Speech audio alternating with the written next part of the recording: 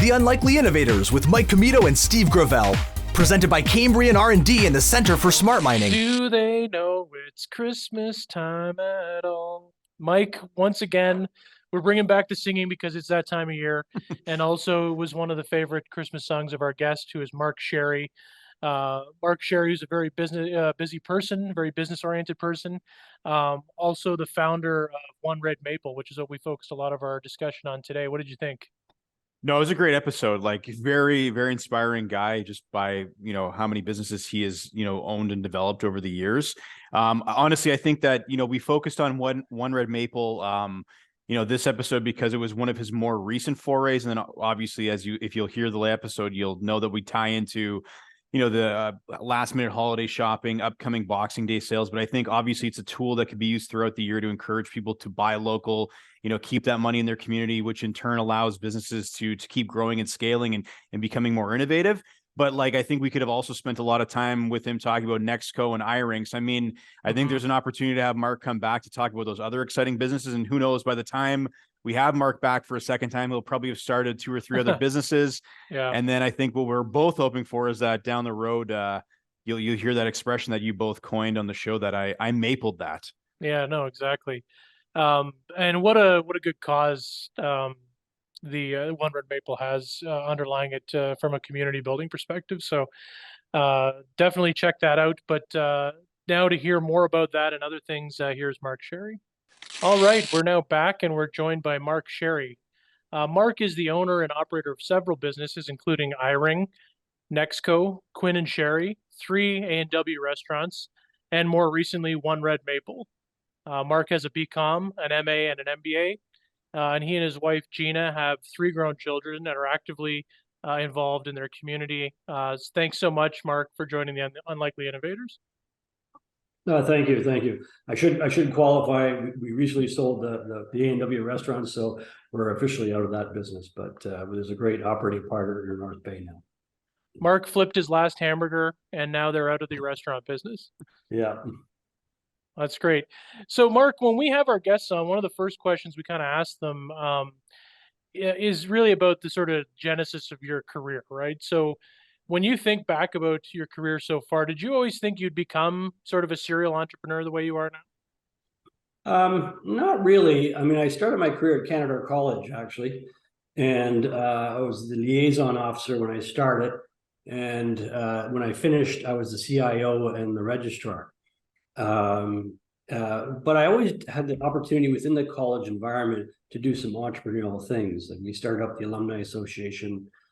We did startup orientation, a whole bunch of things that were entrepreneurial. And I come from an entrepreneurial family as well. My father owned a auto body shop. My grandfather owned a plumbing shop. And so I guess it's in the family. But then I took my MBA when I was at Canadore. And through that MBA, I just wanted to go out and do more entrepreneurial things at the end of that. And so that was the kind of the reason that kind of led me down this path, is just being in a team environment where you could really develop and move things along quickly and see the results. And that was pretty exciting. And when Steve was reading your bio, obviously you just mentioned that you sold the A&W restaurants, but obviously the diversity of the businesses you've owned and operated. Again, you're going from the food industry to mining technology. How do you switch hats to go from each of those businesses, knowing that they're very unique animals and you got to kind of treat them differently? Yeah, it's always unique when people ask me what I do, because I generally answer the question based on what industry that they're talking about, and I just stay within that lane. In many cases, businesses are very similar in a lot of ways. They have an HR department, they need marketing, there's product development, there's sales, there's all those types of things. And it's a combination of those things that make it work. And so if you look at things like, software development, you got to make sure you got a good technical team around you and in place to do that. But in the case of One Red Maple, we also had to layer in a really good marketing team, because we're now dealing with the consumer side of the business, where the mining software that we do, it's a B2B relationship, so business to business. and someone else does the selling for us through a distribution agreement. And so it's a different business. And so each one, you just pull the levers a little differently. But the key of the whole thing is to find the right people and to put them in the right places and let them run. Yeah, I think it's an interesting thing. It's almost every day you get up, you don't know which business you're going to be working in that day, right? It's a it seems to be an exciting time anyway. Yeah, I mean, there are days you wake up and everything is going well for all of them. That doesn't happen as much as you think. They're not all firing on all cylinders all the time. So you're generally looking after the one that needs more attention that day. And the goal is to try to get them all firing on the cylinders all the time. And I don't have enough time to do all of that. And so I've hired some really key talented people to take and manage some of the whole businesses on their own. For instance, iRing, I have a president that looks after iRing. I have John Burrows who looks after Nexco. And so my main focus these days has been on One Red Maple and trying to drive that business forward. Yeah, and we really want to talk about One Red Maple. It's a really interesting thing. Before we do that, one of the things I used to do was work with companies across Ontario. And whenever I worked with a business out of North Bay, it was always a bit different for some reason. And North Bay sort of has this, I don't know, at least to me anyway, a reputation about being really business friendly and about being, they make really interesting and long-lasting businesses. Can you talk a bit about the business culture in North Bay? Am I way off base on that, or is that a feeling that's shared by others? No, I think there is a pretty strong business culture. I think it's prevalent throughout the North. The concept of standing on your own and using your own skills and your own ability to survive in this world. And I think North Bay, because it's an attractive place to live, I think it kind of anchors people with those skills here. And so we have a fairly healthy Chamber of Commerce that's active in the community. And I've worked and lived here my whole life. I went away for school and so forth. And actually, when I left North Bay, I didn't think I was coming back, but I got the opportunity to come back to Canada.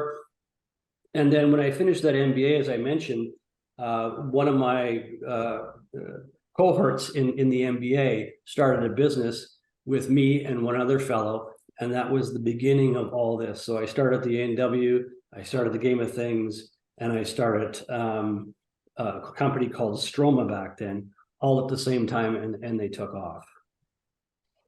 Seems like a pretty business-friendly ecosystem. Yeah, I mean, we try to help each other. Yeah.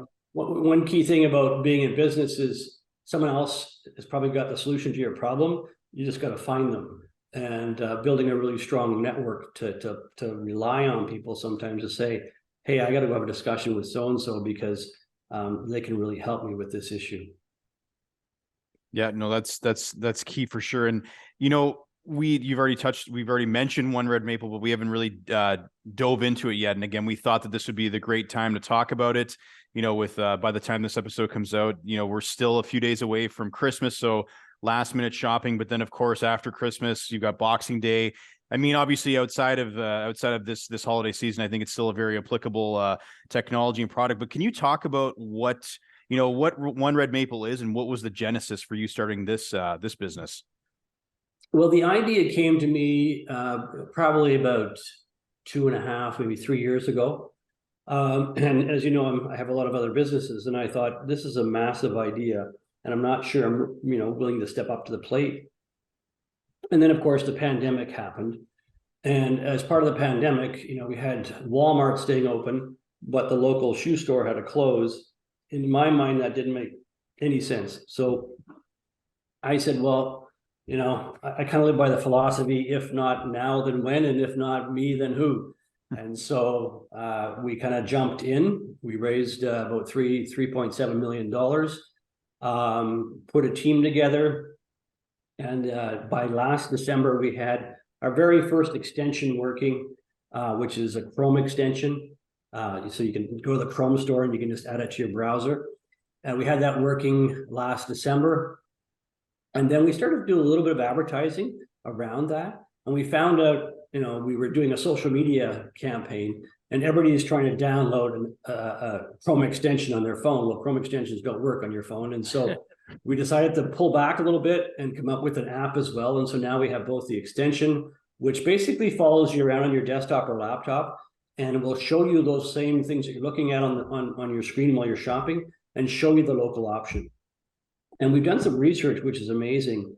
And we found that about 56% of the time, local is less expensive than Amazon. People have this perception that local is more expensive. Actually, we can save you money, and we can prove it. So give it a shot, give it a try. I mean, it's free, and you can save money. Plus, it might save you time. You can pick it up on the way home. So that was something that we found out we needed an app, and so we went and developed this app, and we released the app. But the app right now, it's going to have that follow you around capability. It's already developed, but we found the market was a bit confused about how to use the app, and so we started in the app with just, you can search for anything in your local community. So someone yesterday gave me an example. They were looking for an oven element because it went on their stove, and they were having people come over to their house. Well, you can't wait for it to be shipped to you.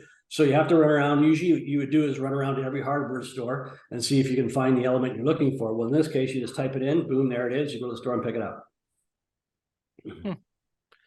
That's crazy. I mean, I think I always thought, when I'm on Amazon, I feel a little bit like I'm cheating on, like the local community. So like a bit more about the way it works. If I just download on that on my Chrome browser now, Yeah. if I'm on Amazon looking at like foreign bought things, it'll if it matches a local selection, it'll sort of suggest that to me.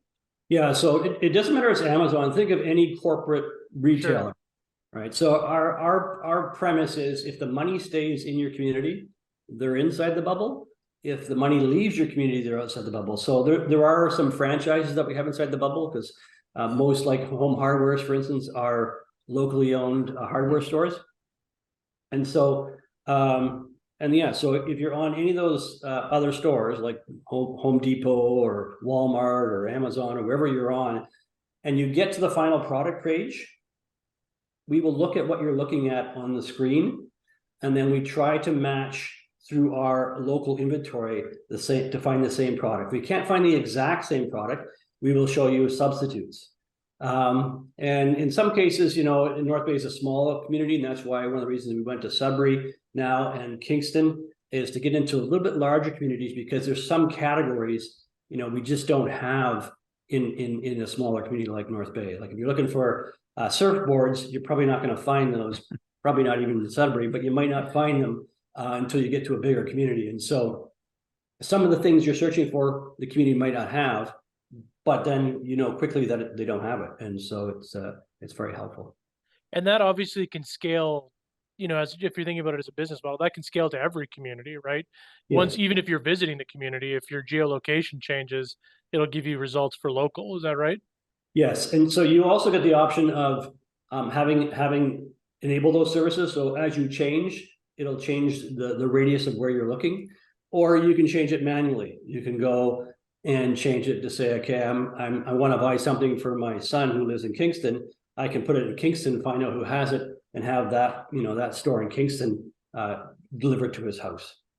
That's such a great idea, because we have so many folks that move away that might still be buying gifts for people locally, right? So you want to have that same functionality. Yeah, you've got all the kids that are, birthdays, anniversaries, all that stuff going on in all different locations, and you can just shop locally in that location wherever you want. And our plan is to take it across the world. Yeah. One of the things we sort of, when we were doing a bit of the background for this episode, was we noticed on the website that you were saying, or the website was saying that this kind of shopping sort of encourages local innovation. Could you talk a bit more about how sort of One Red Maple can be sort of a bit of an enticer for local shops and stores and providers? Yeah, there's probably two ways. The first way is there are a lot of little independent little businesses. So we have one of our stores in North Bay makes cutting boards, beautiful cutting boards, but we never would have found them if it wasn't for One Red Maple, because once we knew that he had an inventory, we scraped it. And now if you put in cutting boards, you're going to find these beautiful cutting boards. And so, that local person now has a marketing machine behind them. So anytime someone goes on any, even if they're on Google and they search cutting boards, even at the Google point, if there's an ad that appears at the top of Google on your search, we will try to match those ads as well to what you're looking at. And so all of a sudden there's a much bigger awareness for that local retailer. The second way is, the local independent retailer usually deals in much smaller quantities. And so a small independent, any type of independent maker, whether it's, crafts or whether it's cutting boards or whether it's jewelry, can sell those through those stores, because it's not like Walmart where you need 100,000 items to ship to them and then they ship it all over the stores. You can deal with small quantities like 5 to 10, which allows all that kind of home-based businesses to have an opportunity to sell both through the retail stores, but also online, because we will scrape their inventory off their website and we'll put it in the One Red Maple system as well.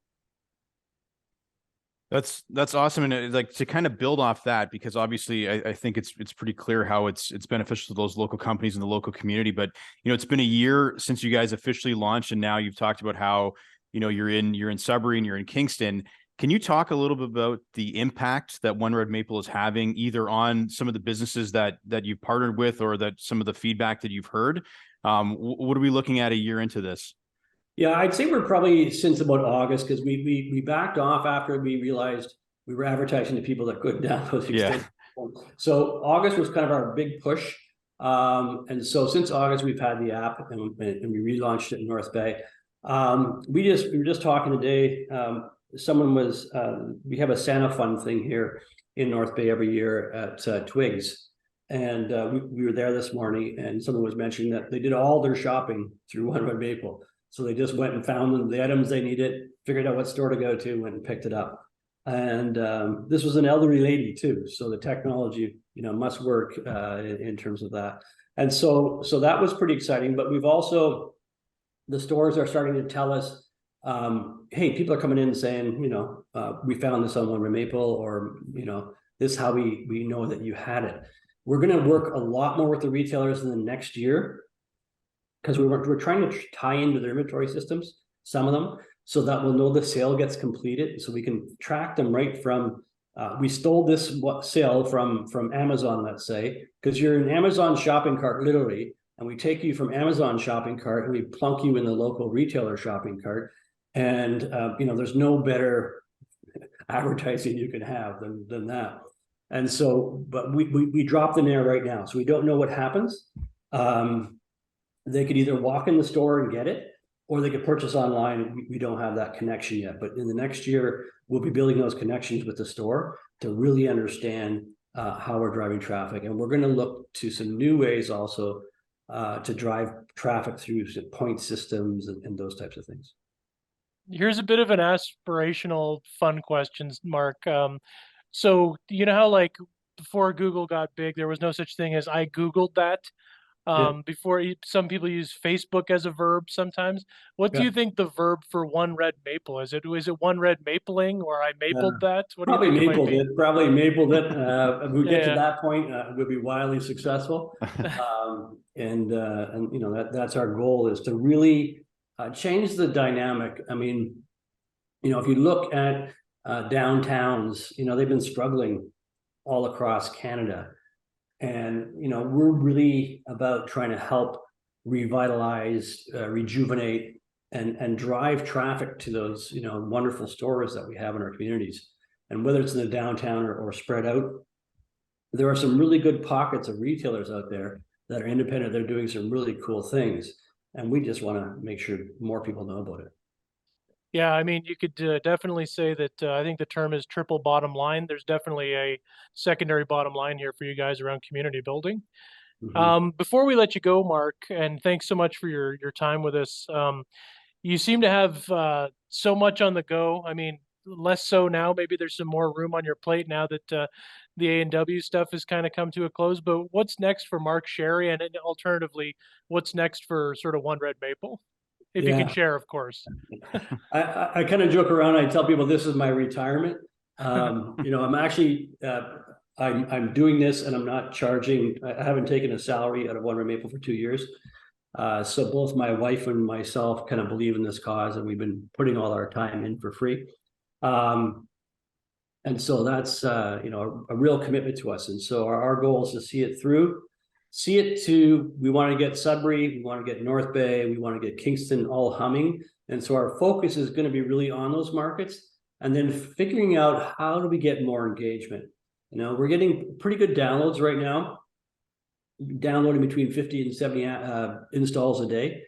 But I'd like to see the engagement level go up. So, not everybody shops every day, so there's no reason to look at the app every day, but it should be something you do on a regular basis when you do shop. And so some of the things that we're looking at that we might start rolling out in different communities, test marketing them, because all three cities are kind of still test markets. So things like delivery, and a much different level of delivery than you currently have. We could deliver at 12 o'clock at lunchtime if you want at some restaurant, right? Try to get someone else to do that for you. And so there's some really interesting things that we can take delivery to a whole new level. But also getting some sort of reward program together in place for the One Red Maple customers. So it's a community. There's the kind of the Rakuten model, which is more the corporate model. For that type of support, we think something along those lines could work for the local independent retailers. And we're still playing around with what that will be, and we'll be test marketing that in the different communities. We might test market one in one community and something in another community to see how it's doing. And so 2023 will be a very exciting year for us, because that's the year that we have to prove that this works. And so that's our sole focus, to make sure it does work. And then once we prove that it works, is to go raise another round of financing to then just expand it out to other markets. Awesome. That's awesome. Yeah, we look forward to watching the progression. Again, hopefully one day we'll all be hearing that expression. I mapled that, is when somebody asks you, where did you get that? But Mark, it's been great talking to you. Before we let you go, though, this is not a holiday episode by any means, but it is coming out at the holidays. So a couple quick questions for you. Do you have a favorite Christmas song?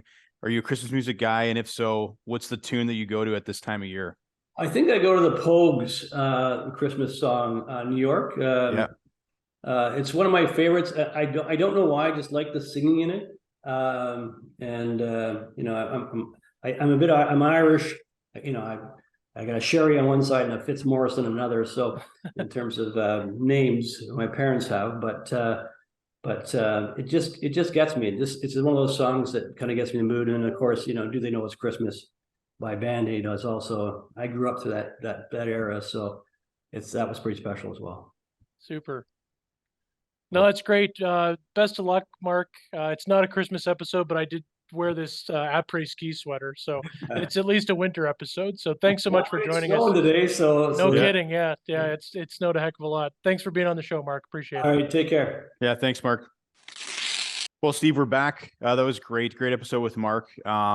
Before I kind of wanted to tie some things together here, and again, this may just be my hopefully it doesn't come out as just stream consciousness, but I think I have some things to tether this together. But your question about North Bay being a business friendly city, I recall this, and again, my dad will correct me later if I get all of this wrong. But back in the day, Sudbury didn't used to open on Boxing Day, and it was like a source of contention, because you would have like an opportunity to have people go to brick and mortar stores on Boxing Day.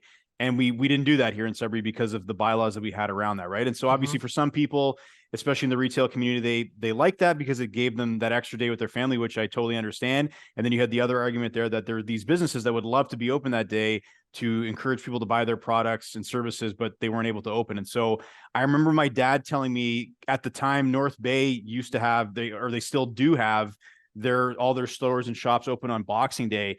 So Sears, because my dad was the general manager of the Sears store here in Sudbury, they would send somebody to North Bay like to count the license plates, whether they were like Palladino or Mike Doyle Dodge, to kind of figure out like how many people from Sudbury were going to North Bay to do their Boxing Day shopping. You know what? I think that has too much detail to not be true, Mike. So I think I mean, right? it had to be, It right? has What a to be waste of true. time if people were Oh, were going. No, I mean not our time. yeah, What a waste okay. of time if they did send someone to count license plates. I mean, I'm pretty but positive I'll confirm it over the holidays, and I'm I sure our listeners remember will wait with bated breath. But yeah, of course they need to hear the fact check. But I remember having disagreements with my dad about this, of course, because my dad would say, you know, it's good that we're closed Boxing Day. People need to be with their families. But then on the same side, my mom would be like, "Yeah, but I really want to get some shopping done." So yeah, were they not also a community that had 24-hour grocery stores, and we don't have those still to this day?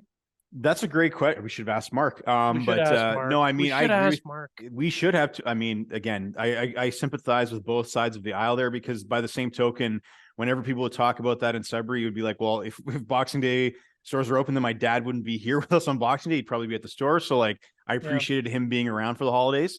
But yeah, I mean, 24-hour grocery stores, I think especially with the shift work, that's actually the crazier part, right? Is given the amount of shift work we have here in Sudbury, either like at in the health sciences sector or in mining, how is there not at least one 24-hour place to grab groceries? Yeah, when my wife No, was living in Waterloo, that was a great perk. You can go there at all hours of the night and get anything, right?